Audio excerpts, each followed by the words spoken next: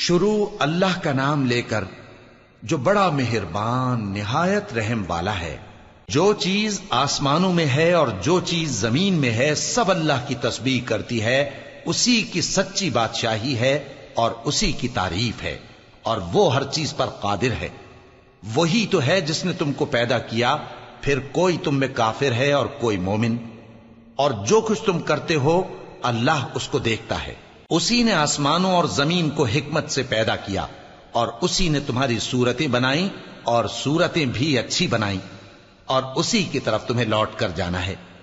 جو کچھ آسمانوں اور زمین میں ہے وہ سب جانتا ہے، اور جو کچھ تم چھپا کر کرتے ہو اور جو کھلم کھلا کرتے ہو اس سے بھی آگاہ ہے، اور اللہ دلوں کے بھیدوں تک سے واقف ہے۔ کیا تم کو ان لوگوں کے حال کی خبر نہیں پہنچی جو پہلے کافر ہوئے تھے؟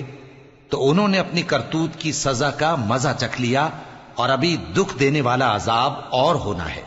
یہ اس لیے کہ ان کے پاس پیغمبر کھلی نشانیاں لے کر آتے تو وہ کہتے کہ کیا ایک آدمی ہمیں ہدایت کرے گا؟ تو انہوں نے ان کو نہ مانا اور منہ پھیر لیا، اور اللہ بھی بے نیاز ہو گیا، اور اللہ بے نیاز ہے، لائق حمد و ثنا ہے۔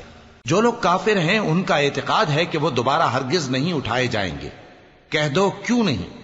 میرے پروردگار کی قسم تم ضرور اٹھائے جاؤ گے، پھر جو کام تم کرتے رہے ہو وہ تمہیں بتائے جائیں گے، اور یہ بات اللہ کو آسان ہے۔ تو اللہ پر اور اس کے رسول صلی اللہ علیہ وآلہ وسلم پر اور اس نور یعنی قرآن پر جو ہم نے نازل فرمایا ہے ایمان لاؤ، اور اللہ تمہارے سب اعمال سے خبردار ہے۔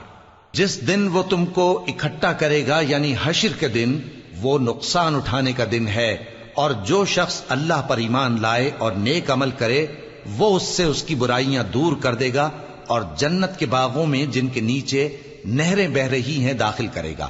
وہ ہمیشہ ہمیشہ ان میں رہیں گے، یہی بڑی کامیابی ہے۔ اور جنہوں نے کفر کیا اور ہماری آیتوں کو جھٹلایا وہی اہل دوزخ ہیں کہ ہمیشہ اس میں رہیں گے، اور وہ بری جگہ ہے۔ کوئی مصیبت نازل نہیں ہوتی مگر اللہ کے حکم سے، اور جو شخص اللہ پر ایمان لاتا ہے وہ اس کے دل کو ہدایت دیتا ہے، اور اللہ ہر چیز سے باخبر ہے۔ اور اللہ کی اطاعت کرو اور اس کے رسول کی اطاعت کرو، پس اگر تم منہ پھیر لوگے تو ہمارے پیغمبر کے ذمے تو صرف پیغام کا کھول کھول کر پہنچا دینا ہے۔ اللہ جو معبود برحق ہے اس کے سوا کوئی عبادت کے لائق نہیں، تو مومنوں کو چاہیے کہ اللہ ہی پر بھروسہ رکھیں۔ مومنوں، تمہاری بیویوں اور اولاد میں سے بعض تمہارے دشمن بھی ہیں، سو ان سے بچتے رہو، اور اگر معاف کر دو اور درگزر کرو اور بخش دو تو اللہ بھی بخشنے والا ہے، مہربان ہے۔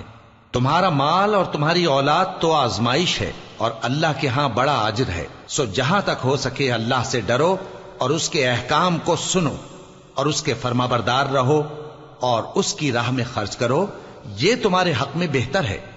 اور جو شخص طبیعت کے بخل سے بچایا گیا تو ایسے ہی لوگ راہ پانے والے ہیں۔ اگر تم اللہ کو نیک نیتی سے قرض دو گے تو وہ تم کو اس کا کئی گنا دے گا، اور تمہارے گناہ بھی معاف کر دے گا، اور اللہ قدر شناس ہے، بردبار ہے، پوشیدہ اور ظاہر کا جاننے والا ہے، غالب ہے، حکمت والا ہے۔